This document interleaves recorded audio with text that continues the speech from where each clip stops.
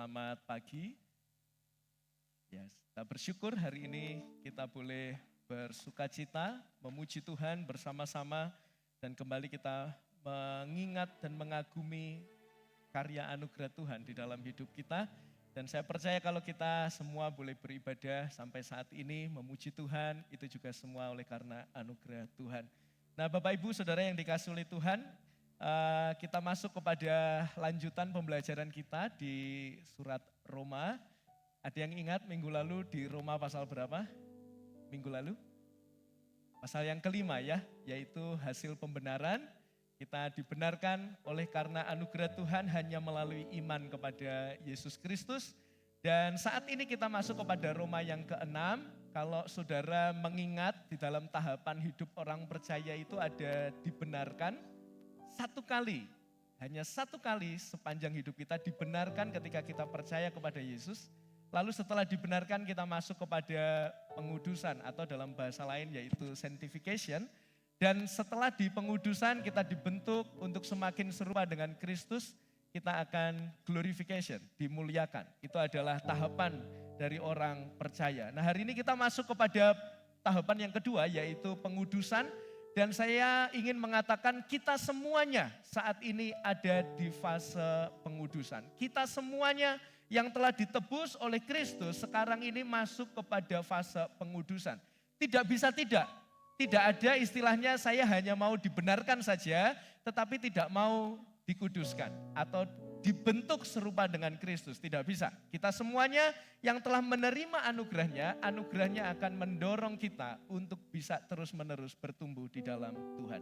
Nah saudara, mari kita membaca ayatnya terlebih dahulu di Roma pasal yang ke-6, ayat yang pertama sampai yang ke-14, kita baca silih berganti, Roma 6 ayat pertama sampai ayat yang ke-14. Kaum pria akan membaca ayat yang ganjil, kaum wanita akan membaca ayat yang genap. Kaum pria ayat yang ganjil, kaum wanita akan membaca ayat yang genap. Kaum pria akan memulainya, silahkan 1, 2, 3. Jika demikian, apakah yang hendak kita katakan? Bolehkah kita bertekun dalam dosa, supaya semakin bertambah kasih karunia itu?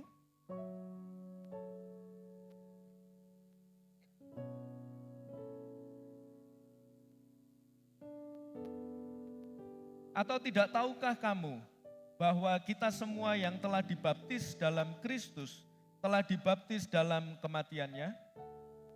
Dengan demikian kita telah dikuburkan bersama-sama dengan Dia oleh baptisan dalam kematian supaya sama seperti Kristus telah dibangkitkan dari antara orang mati oleh kemuliaan Bapa, demikian juga kita akan hidup dalamnya. Sebab jika kita telah menjadi satu dengan apa yang sama dengan kematiannya, kita juga akan menjadi satu dengan apa yang sama dengan kebangkitannya. Karena kita tahu bahwa manusia lama kita telah turut disalibkan, supaya tubuh dosa kita hilang kuasanya. Agar jangan kita menghambakan diri lagi kepada dosa. Sebab siapa yang telah mati, ia telah bebas dari dosa. Jadi kita mati dengan Kristus, kita percaya bahwa kita akan hidup juga dengan Dia. Karena kita tahu bahwa Kristus sesudah Ia bangkit dari antara orang mati, tidak mati lagi, mau tidak berkuasa lagi atas dia. Sebab kematiannya adalah kematian terhadap dosa, satu kali dan untuk selama-lamanya, dan kehidupannya adalah kehidupan bagi Allah. Demikianlah hendaknya kamu memandangnya, bahwa kamu telah mati bagi dosa, tetapi kamu hidup bagi Allah dalam Kristus Yesus. Sebab itu hendaklah dosa jangan berkuasa lagi di dalam tubuhmu yang fana, supaya kamu jangan lagi menuruti keinginannya.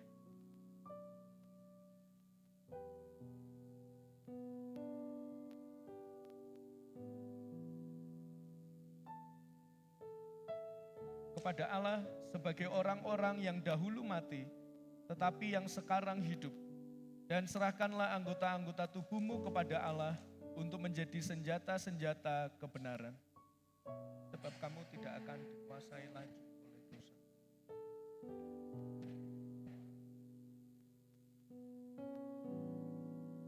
Bapak Ibu Saudara yang dikasihi oleh Tuhan, teks kita di Roma pasal 6 itu diawali dengan sebuah kalimat demikian. Jika demikian, apakah yang hendak kita katakan? Bolehkah kita bertekun dalam dosa supaya semakin bertambah kasih karunia itu? Ini adalah gaya penulisan Paulus di kitab Roma di mana dia melanjutkan pembahasannya seperti yang saya bahas minggu lalu. Setelah dosa, kita berdosa dan tidak bisa menyelamatkan diri sendiri, maka perlu cara Allah, maka hanya dengan iman kepada Allah kita dibenarkan. Lalu kita memperoleh beberapa hal dari pembenaran yang Allah lakukan, kita pelajari minggu lalu.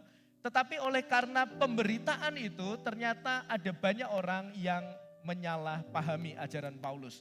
Nah Bapak Ibu Saudara yang dikasihi oleh Tuhan, ada satu istilah yang mungkin jarang kita ucapkan atau jarang kita dengar. Tetapi sebenarnya hampir setiap hari kita melakukannya. Jadi jarang kita ucapkan, jarang kita dengar, tapi hampir setiap hari kita melakukannya. Yaitu istilah ini bernama dialog imajiner. Dialog itu percakapan, imajiner itu semacam imajinasi ya. Yang intinya adalah di mana kita ini seringkali berbicara dengan diri kita sendiri tentang apa yang kita pikirkan. Saya memberi contoh ya, ini yang mungkin sales.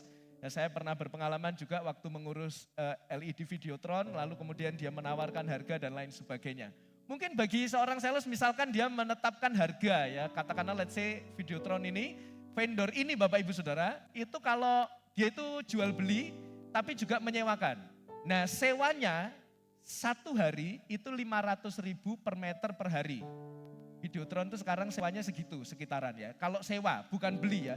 Kalau sewa 1 meternya itu 500.000 per meter per hari. Mahal ya? Ya cukup mahal ya kalau sewa ya. Puji Tuhan kita sudah bisa membeli. Nah Bapak Ibu Saudara waktu sales itu menetapkan, oke, saya beri penawaran ya 500.000 per meter per hari. Di dalam benaknya dia pasti akan sudah berpikir ya bahwa dengan saya memberi harga sekian, pasti nanti orang itu akan bilang, wah kok cukup mahal ya, apalagi kalau dibandingkan dengan vendor-vendor yang lainnya. Vendor Bapak ini lebih mahal. Nah, maka orang itu berpikir, saya harus siapkan antisipasi jawabannya. Nah antisipasinya apa? Mungkin dia akan sudah menyiapkan, oh lebih mahal ya dari yang lain, tapi coba dipikir ulang. Nah kalau di vendor kami, itu kami sudah pasang H-1. Lalu kemudian kru kami itu akan standby selama acara, jadi tidak ditinggal-tinggal. Lalu kru kami itu akan pakai seragam, jadi enggak kaosan, sendalan, pakai seragam, pakai sepatu. Lalu kalau ngomong soal after sale-nya, enggak after sale-nya, kalau ngomong soal bagaimana pelayanannya itu sangat baik sekali. Lalu kemudian orang itu berkata, ya kalau kamu berkata mahal, tunggu dulu, pikirkan dulu. Nah itu yang disebut dialog imajiner. Waktu dia menentukan harga, dia berpikir nanti kalau ada orang bilang mahal, saya akan katakan ini. Itu dialog imajiner. Nah Paulus itu melakukan itu Bapak Ibu Saudara. Paulus itu mengutarakan sesuatu lalu dia sudah mengantisipasi bahwa ada orang nanti yang akan mempertanyakan ini. Nah dia memberitakan apa? Itu ada di bagian sebelumnya. Secara konteks panjang, konteks besarnya kita tahu bahwa Paulus itu memberitakan keselamatan karena apa? Anugerah. Karena anugerah dan hanya melalui iman. Itu berita yang Paulus sampaikan. Nah Paulus lalu kemudian sudah mengantisipasi. Pasti iki ono orang yang akan berkata begini. Kalau keselamatan itu karena anugerah dan kita dijamin keselamatannya. Pak Bayu kemarin bilang sampai kemuliaan. Dimuliakan itu kepastian bagi orang percaya. Berarti ayat yang pertama, berarti kita bebas berbuat dosa dong. Toh kita sudah diselamatkan. Jadi dia sudah tahu bahwa akan ada orang yang bertanya demikian. Lalu Paulus memberikan jawabannya, sekali-kali tidak. Nah Roma 6 itu bentuk sastranya begitu saudara ya. Jadi Paulus mengutarakan sesuatu lalu dia kemudian memikirkan, mengantisipasi nanti akan ada pertanyaan ini, maka saya sudah siapkan jawabannya. Nah benarkah kalau kita diselamatkan karena anugerah, hanya melalui iman, lalu jaminan keselamatan itu diberikan kepada saya dan saudara, maka benarkah saya dan saudara ini boleh untuk melakukan dosa semau kita? Paulus menjawab, sekali-kali tidak demikian. Nah maka saya menuliskan di bagian berikutnya, Ini yang merangkum khotbah saya nanti sekitar 40 menit ke depan. Ini rangkumannya, yaitu apa? Kemerdekaan dan jaminan keselamatan di dalam Kristus itu bukanlah izin untuk terus-menerus melakukan dosa dan hidup semau kita. Jadi ini rangkuman khotbah saya ya. Jadi bagi Bapak Ibu yang sudah mengerti ini boleh pulang karena saya sebenarnya ini saja poin khotbah saya.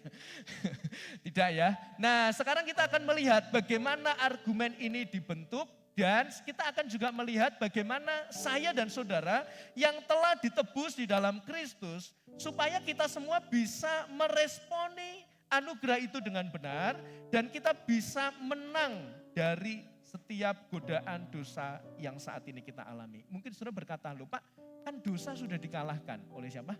Oleh Kristus. Apakah kita ini masih bisa jatuh dalam dosa? Jawabannya saudara, bisa. Siapa yang hari ini belum berdosa angkat tangan? Ada? Tidak ada? Tidak ada yang berani mengangkat tangan? Kecuali saya? Tidak ya, saya juga tidak mengangkat tangan. Kenapa? Karena kita sudah berdosa pagi hari ini. Mungkin jenis dosanya macam-macam gitu ya. Ada yang digoda sama anaknya, dibangunkan sulit. Ya mungkin itu godaannya kita marah dan lain sebagainya. Jadi datang ke gereja itu dengan perasaan grundel dan lain sebagainya. Atau yang di jalan tadi naik motor, naik mobil, sudah ada orang motong jalan. Ancene gitu ya. Banyak sekali yang bisa membuat saya dan saudara jatuh kepada dosa. Nah saat ini kita akan melihat Paulus memberikan bagaimana cara saya dan saudara supaya kita bisa menang atas godaan dosa. Bagaimana saya dan saudara bisa menang atas godaan dosa itu. Nah yang pertama saudara yang Paulus berikan adalah memikirkan makna kesatuan dengan Kristus Yesus itu. Memikirkan makna kesatuan dengan Kristus. Nah saudara saya sengaja lompat di ayat yang ke-11. Mungkin saudara akan bertanya, loh mari ayat 1 Pak, kenapa langsung lompat ayat ke-11? Nah saya memberitahu dulu struktur teksnya. Struktur teksnya itu begini, ayat 1 itu konteksnya, ayat 2 sampai 10 itu semacam penjelasan tentang kematian dan kebangkitan Kristus. Lalu ayat 11 itu kesimpulannya dari ayat 2 sampai 10. Nah ayat 11 itu disimpulkan begini, demikianlah hendaknya kamu memandangnya bahwa kamu telah mati bagi dosa, tetapi kamu hidup bagi Allah dalam Kristus Yesus. Jadi kalimat ini itu kalimat kesimpulan dari ayat 2 sampai ayat yang ke-10. Makanya saya ambil kesimpulannya saja di ayat ke-11 dan saya menuliskan bagaimana cara kita untuk menang atas godaan dosa, yaitu memikirkan makna kesatuan dengan Kristus. Nah saudara saya tertarik dengan ayat atau kata memandangnya. Ya, saudara ada kata memandangnya yang saya kasih huruf tebal. Kata memandang di sana itu sebenarnya lebih tepat diartikan dengan memikirkan atau mempertimbangkan, saudara ya. Itu pakai kata logisomai dalam bahasa Yunani. Kalau saudara tahu dalam bahasa Indonesia itu ada kata logika atau logis, yaitu sebenarnya serapan dari bahasa ini, logizomai, yaitu memikirkan, mempertimbangkan, dan di dalam struktur kata bahasa Yunani itu menggunakan kalimat yang terus-menerus dilakukan. Terus-menerus dilakukan. Jadi Paulus meminta untuk kita terus-menerus memikirkan atau mempertimbangkan apa yang perlu dipertimbangkan oleh kita. Apa yang perlu untuk terus-menerus kita pikirkan? Jawabannya adalah bahwa kamu itu mati bagi dosa dan kamu itu hidup bagi Allah. Kamu mati bagi dosa, kamu hidup bagi Allah. Itulah yang terus-menerus untuk perlu kita pikirkan. Nah saudara seperti yang saya sampaikan, ayat 2 sampai 10 itu pembahasan mengenai kematian dan kebangkitan Kristus. Dengan kata lain saya ingin menyebutkan di ayat selanjutnya, atau di slide selanjutnya minta maaf, yaitu kematian Kristus itu adalah kematian kita terhadap dosa dan kebangkitan Kristus itu adalah hidup baru bagi Allah. Kematian Kristus menjadi dasar kematian kita terhadap dosa dan kebangkitan Kristus itu menjadi dasar hidup baru bagi Allah. Ayat ketiga saudara bisa lihat di slide LCD. Atau tidak tahukah kamu bahwa kita semua yang telah dibaptis dalam Kristus telah dibaptis dalam kematiannya. Dengan demikian kita telah dikuburkan bersama-sama dengan Dia oleh baptisan dalam kematian.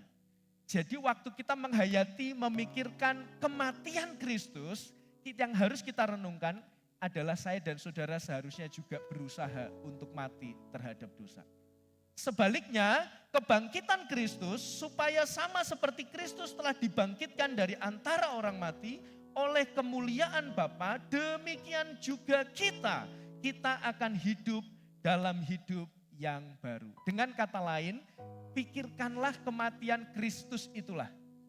Berulang-ulang.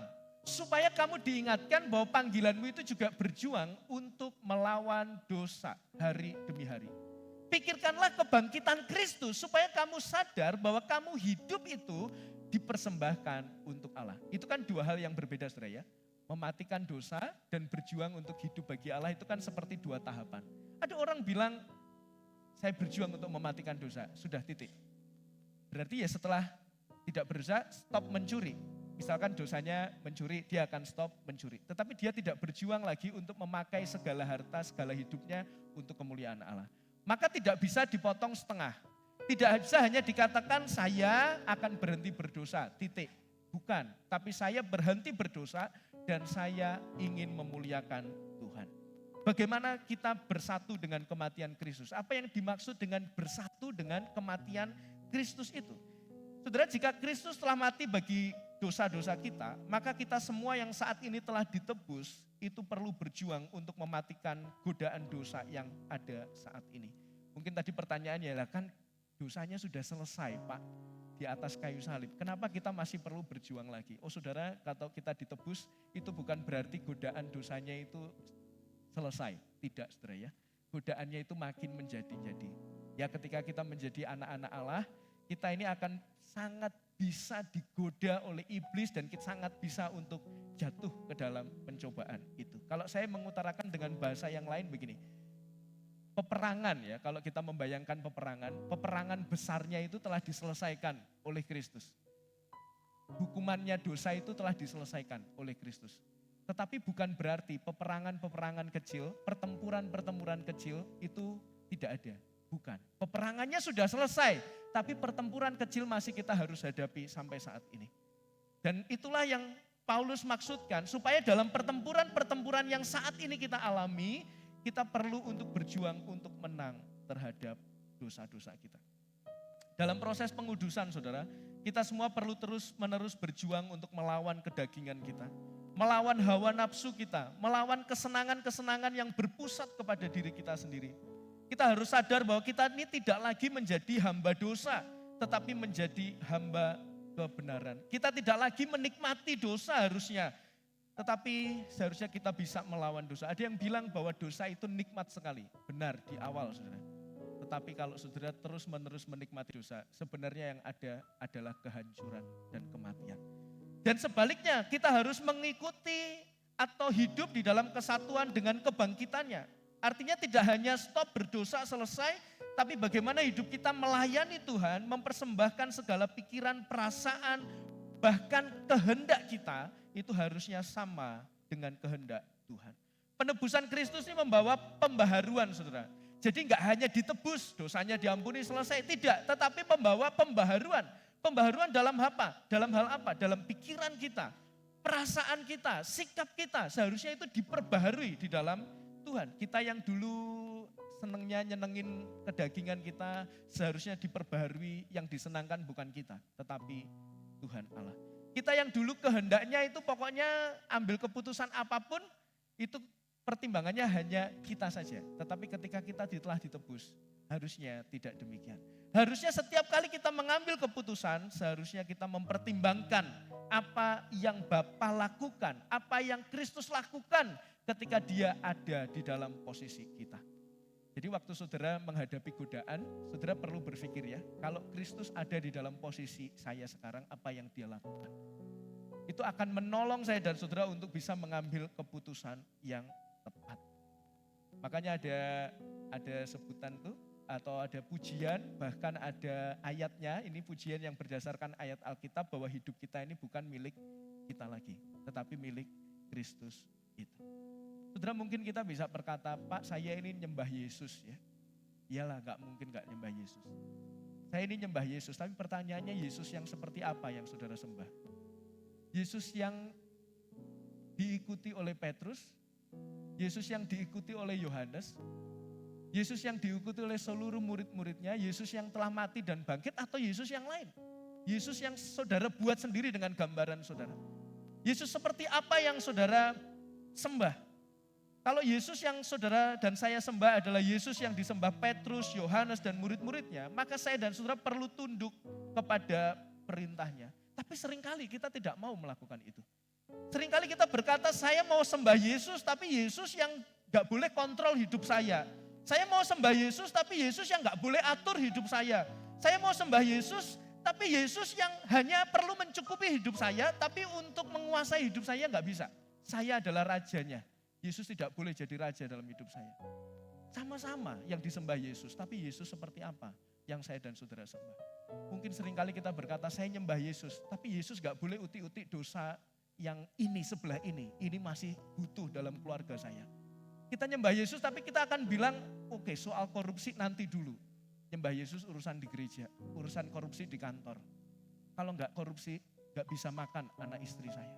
Saudara, seringkali saya dan saudara mau berbicara menyembah Yesus, tapi tidak mengizinkan Yesus mengubah kehidupan saya dan saudara. Tidak mengizinkan Yesus berkuasa dan bertahta di dalam hati saya dan saudara. Nah, ini menjadi teguran bagi saya dan saudara untuk kita bisa kembali menyadari. Kalau kita mengatakan kita mati dan bangkit bersama dengan Kristus, seharusnya kita juga berjuang untuk mematikan segala dosa-dosa di dalam hidup kita.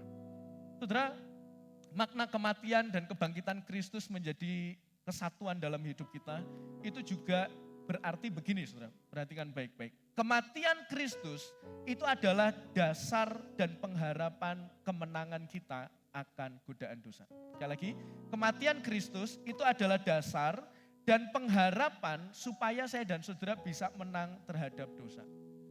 Saudara, banyak orang selalu berpikir bahwa mereka menjadi seorang pemarah atau pecandu. Pecandu itu kan banyak sekali ya. Pecandu apa? Pecandu pornografi, pecandu manis, makanan manis itu kan bisa kecanduan saudara ya. Pecandu apapun dalam hidup kita, minum-minuman keras dan lain sebagainya. Kita bisa candu dalam segala hal. Lalu dan kita berkata begini, sudah tidak ada harapan, saya sudah berjuang semaksimal mungkin. Sudah lama saya memerangi dosa ini, tapi sepertinya tidak ada yang berubah. Saya masih terus terikat dalam dosa-dosa tertentu begitu ya saudara. Dan kita mulai merasa putus asa. Pernahkah saya dan saudara ada di titik yang rasanya sulit sekali untuk lepas dari dosa-dosa tertentu yang mungkin kita bisa berbeda-beda satu dengan yang lainnya.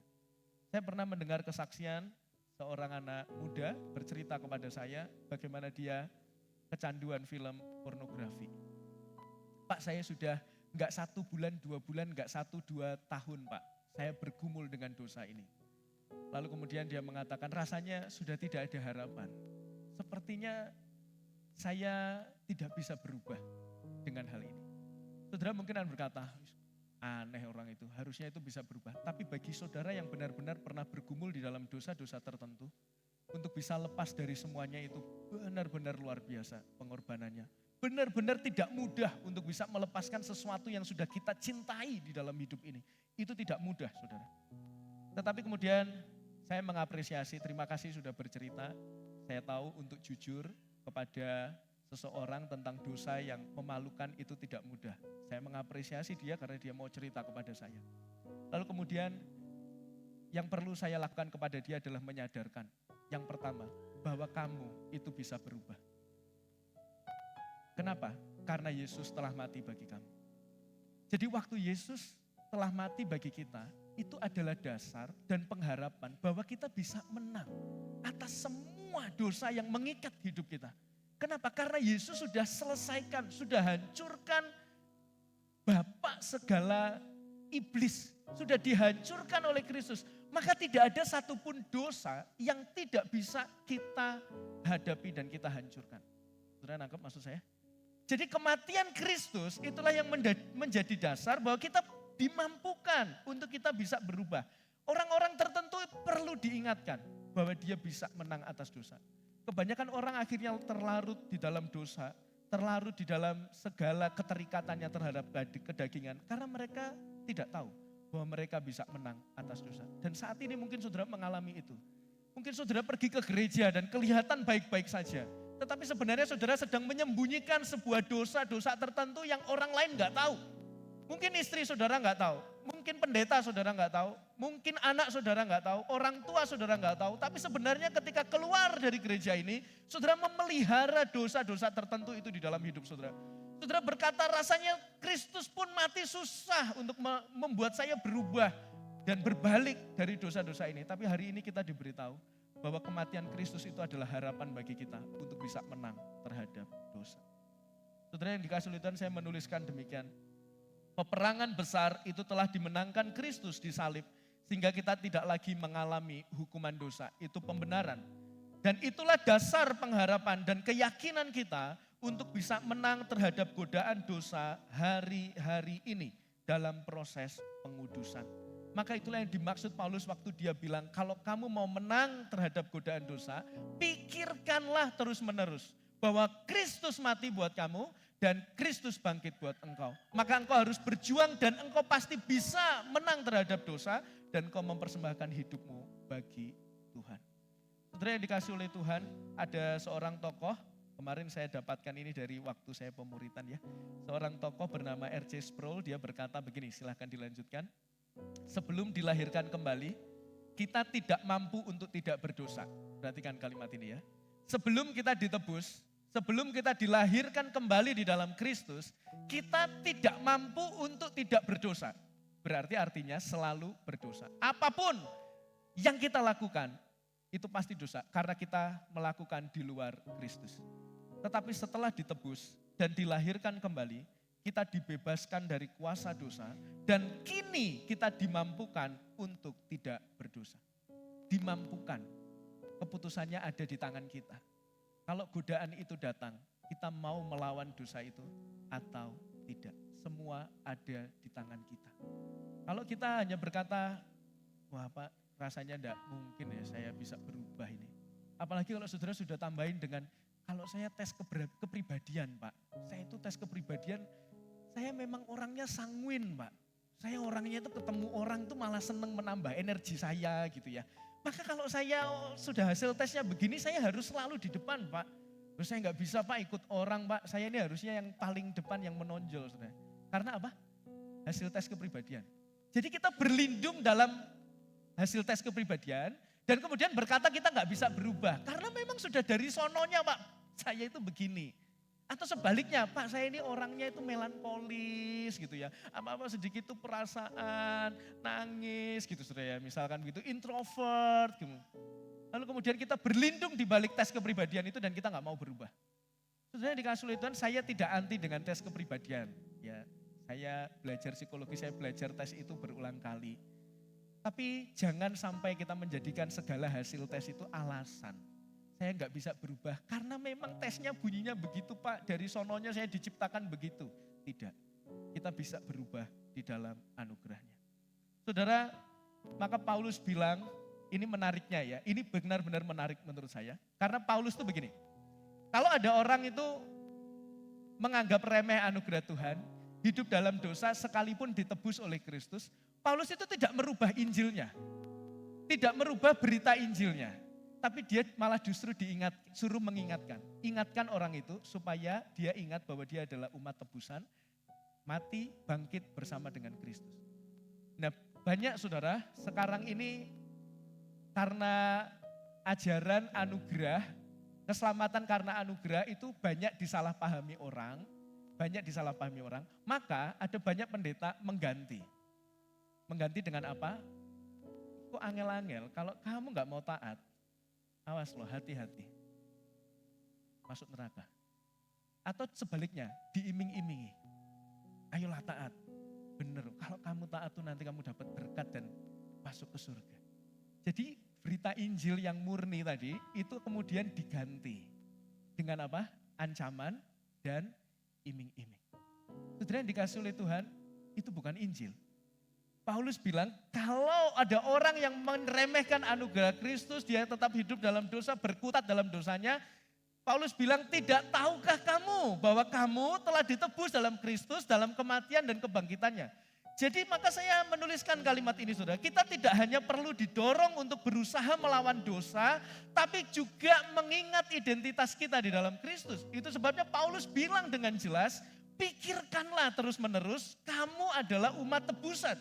Itu maksud Paulus, bukan mengganti Injilnya. Kalau kamu mau selamat, awas, kalau nggak taat kamu diancam, kalau kamu berhasil taat maka kamu akan masuk surga. Tidak, dia tidak mengganti Injilnya, tapi disuruh untuk mengingat identitasnya di dalam Tuhan.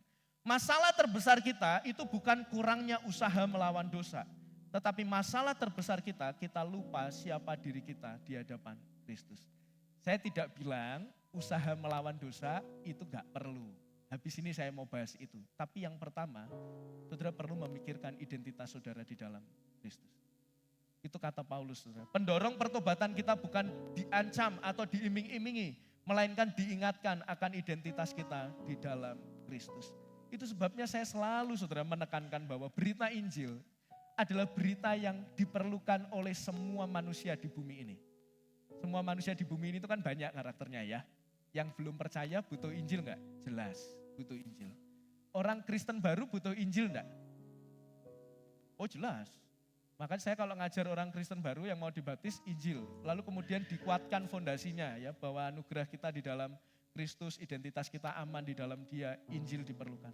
Tapi pertanyaannya, masuk ke sanctification perlu Injil enggak? Silahkan dilanjutkan slide-nya, saya ada gambar. Justification jelas tadi perlu Injil. Waktu kita bertumbuh ya, itu ada gambar orang bawa salib bertumbuh. Pertanyaan saya waktu sanctification, pengudusan, kita perlu Injil enggak? Banyak orang bilang tidak. Banyak orang bilang Injil hanya untuk orang yang masih bayi rohani itu perlu Injil. Orang yang belum percaya itu perlu Injil. Tapi bagi saya yang sudah hidup sekian lama, 10 tahun, 20 tahun ikut Tuhan gak perlu Injil. Saudara nangkep yang saya maksud, Injil adalah kematian dan kebangkitan Kristus yang menyelamatkan kita, memberikan hidup kekal kepada saya dan saudara. Banyak orang dalam proses sanctification tidak perlu Injil. Atau bahkan saya pernah mendengar orang bilang begini, Pak, Injil itu hanya untuk orang yang baru bertobat saja. Setelah itu kan yang kita perlukan itu apa? Mematikan kedagingan kita. Kita itu bertumbuh semakin serupa dengan Tuhan. Itu saatnya untuk kita mematikan dosa. Nah dalam proses bertumbuh ini, orang tuh bilang gak perlu Injil. Itu salah saudara. Injil itu diperlukan waktu justification, pembenaran, tapi juga sanctification. Dengan kata lain saya mau bilang, tidak ada satupun orang di gereja ini, di gedung gereja ini, yang tidak memerlukan berita Injil setiap hari. Saudara yang 5 tahun percaya Tuhan, 10 tahun percaya Tuhan, bahkan 20, 25, 50 tahun ikut Tuhan, saudara perlu mengingatkan bahwa saudara itu perlu anugerah Tuhan setiap saat. Itu kebenarannya saudara. Dalam proses sanctification, pengudusan, kita perlu berita Injil. Kita perlu diingatkan, hati kita perlu dikalibrasi, diperbaharui dengan Injil setiap saat. Maka seorang tokoh bernama Tim Keller dia bilang, Injil itu bukan ABC saudara. Injil bukan ABC, tapi Injil itu A sampai Z kekristenan. Orang bilang kenapa hanya ABC? Karena hanya perlu di awal saja.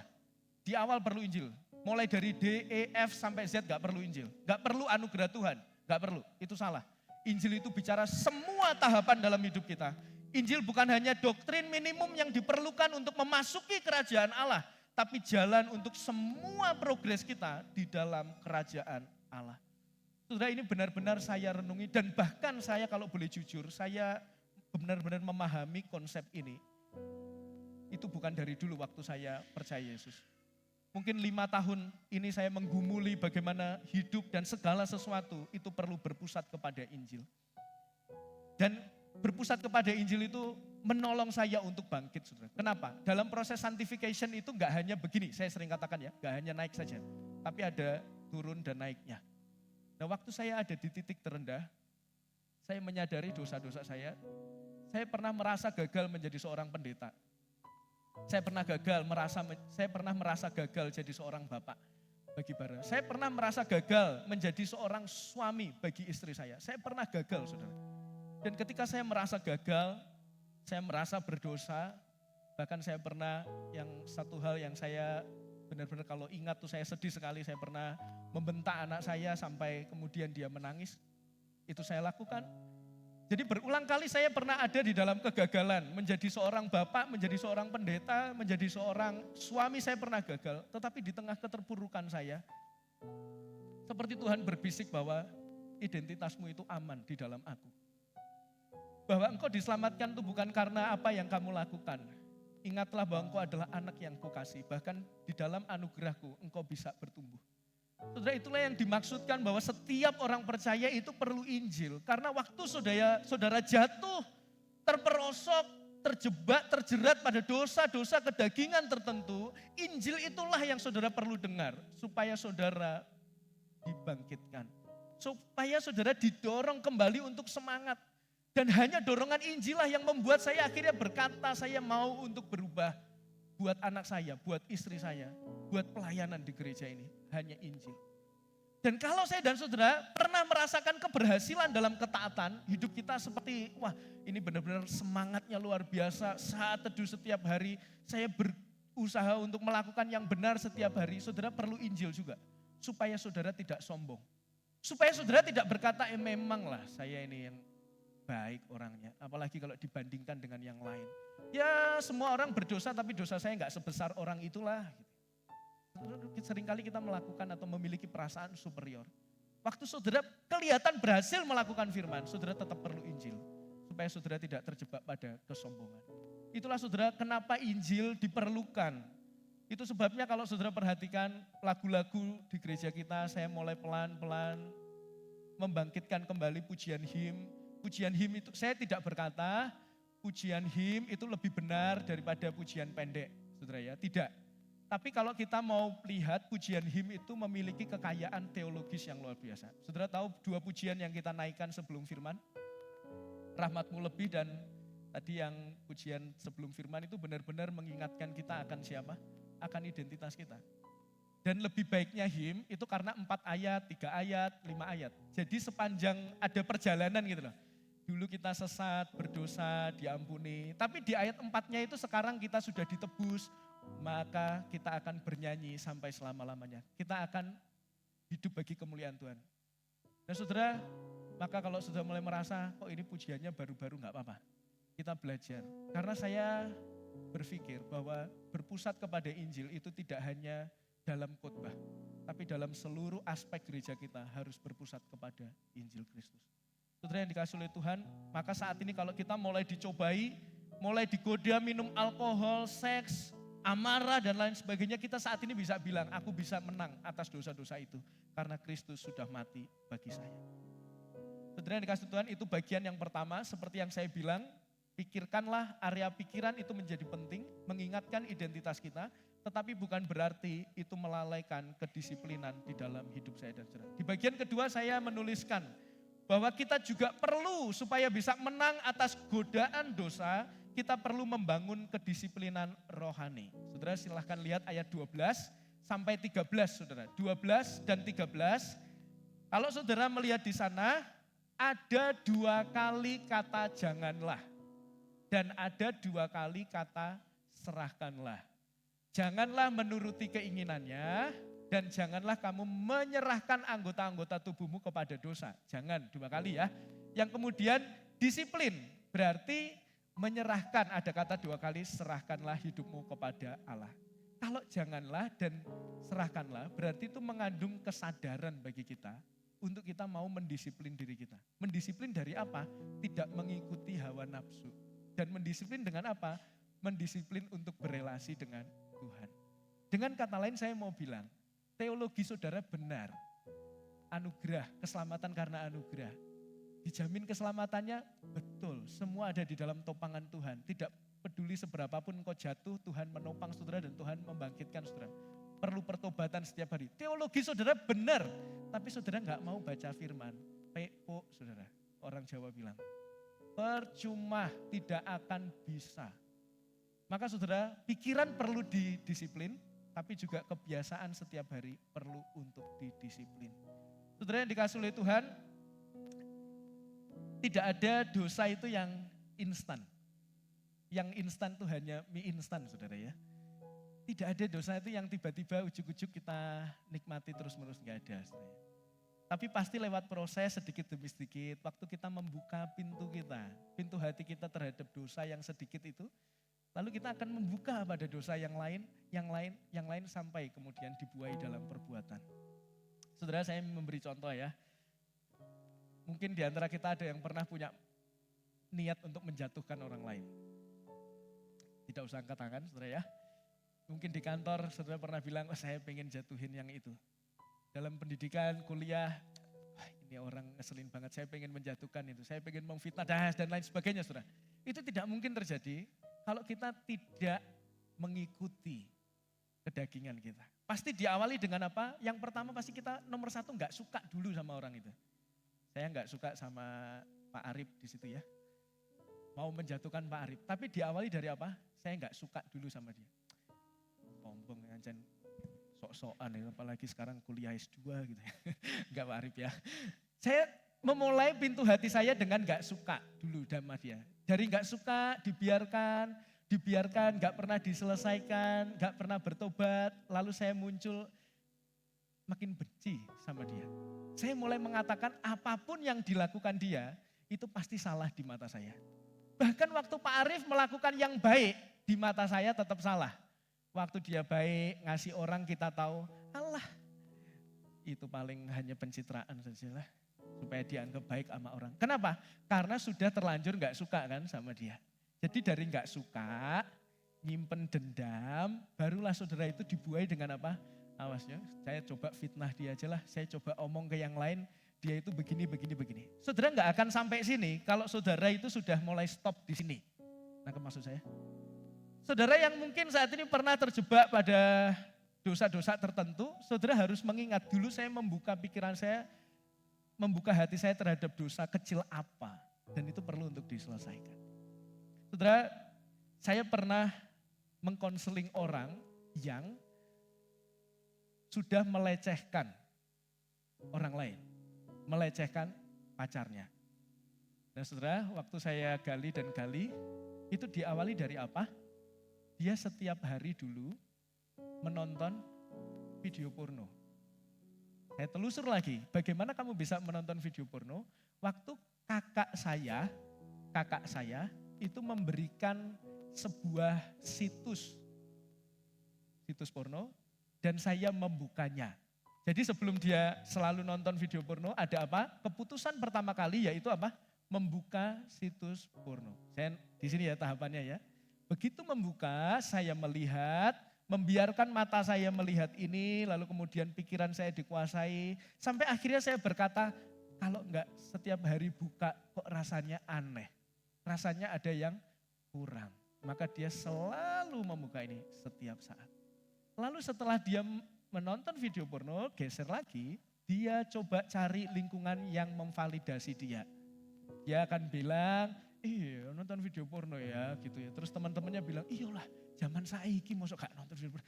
Biasa men, kita itu punya kebutuhan biologis. Apalagi anak-anak muda sekarang waktunya hormon-hormon tertentu bertumbuh. Ya gak apa-apa lah, slow. Apa saudara? Mulai dari buka, kecanduan, mencari validasi sehingga kita berpikir, oh memang gak apa-apa kok nonton video porno gitu ya. Semakin nonton video porno, mulai melakukan hal yang lain. Sampai akhirnya dia pada titik melecehkan pacarnya. Saudara yang dikasih oleh Tuhan, dia tidak akan melecehkan kalau dia tidak membuka hatinya terhadap dosa di bagian yang ini. Itu sebabnya saya bilang tidak ada yang instan, bahkan dosa pun itu berproses. Dan saya bilang dosa mungkin nikmat di awal, waktu di sini nikmat. Tapi waktu di sini itu menghancurkan saudara. Pelan-pelan itu akan menghancurkan. Bahkan saudara akan merasa bersalah terus menerus. Karena dosa saudara. Itu sebabnya saudara, kita enggak mengikuti hawa nafsu dari kecil itu penting. Tapi juga kita perlu untuk membiasakan diri, mendisiplin diri dengan firman Tuhan. Ini sederhana sekali. Baca firman Tuhan setiap hari itu sebenarnya penting atau tidak penting saudara? Sangat penting saudara ya. Tapi apakah pertanyaan saya, di sini ada enggak yang biasa-biasa saja kalau enggak baca firman satu hari? Mungkin dalam hati itu saya Pak, saya ini lebih baik baca berita WA Pak, daripada firman Tuhan gitu ya. Saudara, ini penting kenapa kita perlu baca firman Tuhan, karena kalau kita baca firman dan kita diperhadapkan dalam godaan, kita itu akan bisa tahu apa yang Tuhan kehendaki. Itulah saudara yang penting. Nah, ada banyak orang, Pak, nanti kan ada Roh Kudus yang mengingatkan, ngawur itu. Tugas Roh Kudus itu mengingatkan kita akan kebenaran. Ini saya mencuplik seorang pengkhotbah yang selalu lucu dalam khotbahnya. Dia itu bilang tugas Roh Kudus itu mengingatkan kita tentang kebenaran, bukan membacakan ayat kepada kita. Ingat ya, kita bilang, Pak, kan ada Roh Kudus yang mengingatkan saya. Lah kamu gak pernah baca firman, Roh Kudus mau ingatin apa? Masa Roh Kudus bacain UUD gitu, ayat gitu kepada saudara. Waktu saudara melihat apa ini cewek cantik gitu ya, lalu kemudian saudara berkata, kan kok Roh Kudus gak ingatkan saya ya gitu. Ya itu aneh. Ini saudara gak pernah baca firman, gimana dia mau mengingatkan kita. Baca firman itu tugas kita. Bukan tugasnya Roh Kudus. Tugasnya Roh Kudus baca firman buat kita, kebanyakan job desk saudara. Roh Kudus ya. Jadi Roh Kudus itu mengingatkan ya, bukan membacakan ayat bagi saya dan saudara. Bagaimana kita bisa ingat kebenaran jika kita tidak pernah baca firman Tuhan. Dan hafal ayat itu sangat penting saudara ya. Hafal ayat itu sangat penting. Saya tidak berkata pokoknya hafal aja, nggak ngerti maksudnya. Tidak, maksud saya adalah kalau kita menghafal itu akan jauh lebih mudah. Supaya kita waktu ada godaan ingat, oh ayatnya ini, oh ayatnya ini. Nah itu penting sekali. Tapi jangan sampai salah kutip ayat saudara ya. Misalkan ada godaan datang, ada teman bawa minuman keras gitu, saudara kepada, ayo bro, ini bro minuman keras bro. Lalu saudara berkata segala pemberian yang baik dan sempurna datang dari Tuhan gitu saudara ya. Tidak juga ya. Jadi maka kita perlu untuk menghafal dan merenungkan firman Tuhan itu setiap saat. Saudara, di dalam konsep pemuritan kita, gembala saudara mendorong untuk ada D1, D2, D3 enggak? Ada ya? Nah ada beberapa orang tuh yang berkata, gak perlulah begini, sombong banget itu kan bisa jadi alat kemegahan diri kita gitu. Jadi bahkan hanya untuk nulis D1 saja itu gak mau dengan alasan itu memegahkan diri dan lain sebagainya. Atau itu mungkin hanya berlindung supaya tidak ketahuan untuk tidak baca. Tetapi saya ingin bicara begini, kita itu sudah berganti kepada konsep pemuritan saudara. Konsep pemuritan itu adanya keterbukaan supaya gembala dan rekan itu bisa menolong kita bertumbuh. Ini bukan lagi konsep dulu kelas, guru mengajar, kita mendengar. Tidak, ini pemuritan di mana hari demi hari, gak hanya hari Minggu, tapi Senin sampai Sabtu, hidup kita ini harus terbuka, bisa dilihat. Minimal kepada siapa? Kepada rekan sepelainan kita. Nah kalau kita gak mau membuka diri kita, merendahkan hati membuka diri kita, bahkan hanya untuk laporan saja tidak mau, bagaimana gembala kita menolong kita? Konsep pemuritan itu menolong, gembala menolong muridnya untuk bisa bertumbuh kepada Tuhan. Gimana mau menolong kalau saya dan saudara tidak pernah mau membuka diri untuk dimuridkan dengan benar? Maka harapan saya ke depan, sekarang gak usah sungkan D1, apalagi kalau saudara mau share apa yang saudara dapat itu jauh lebih baik. Di akhir khotbah saya ingin memberikan sebuah ilustrasi saudara. Mas Sandi bisa dibagikan beberapa alat ya.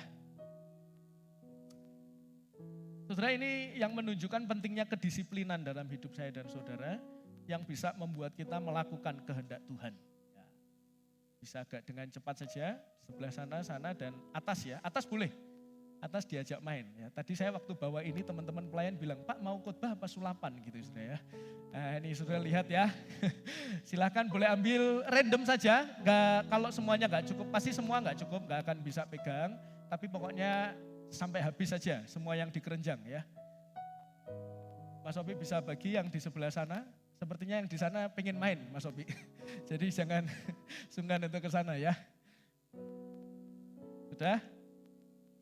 Kalau ada yang menolak dapat bola juga enggak apa-apa ya. Tidak apa-apa. Nah, sudah.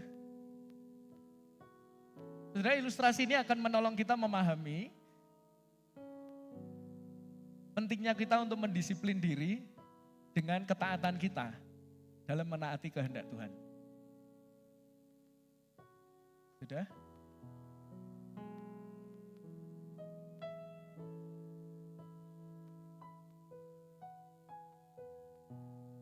Oke, sekarang yang sudah bisa berdiri, ya, yang sudah bisa berdiri. Yang di atas kalau nggak cukup mungkin gantian nanti ya. Karena di atas agak berbahaya. Yang di bawah ya yang sudah pegang bisa berdiri ya. Nah sekarang nanti dalam hitungan ketiga, minta maaf, yang di atas yang bangku belakang kalau mau lebih mudah bisa mepet ke pagar ya. Silahkan maju saja. Ya silahkan maju di pagar, enggak usah turun tapi di pagar aja. Nah sekarang challenge-nya adalah setiap saudara yang pegang bola dalam hitungan ketiga, saudara lempar bola itu usahakan masuk ke sini saudara ya. Masih ada sisa enggak? Saya majukan deh biar mudah saudara ya. Oke, sudah siap ya? Yang di belakang maju saja, wong maju mepet pagar aja pasti susah apalagi nanti dari belakang sana ya. Hitungan ketiga ya, bersama-sama ya. Ketiga, siap? 1, 2, 3.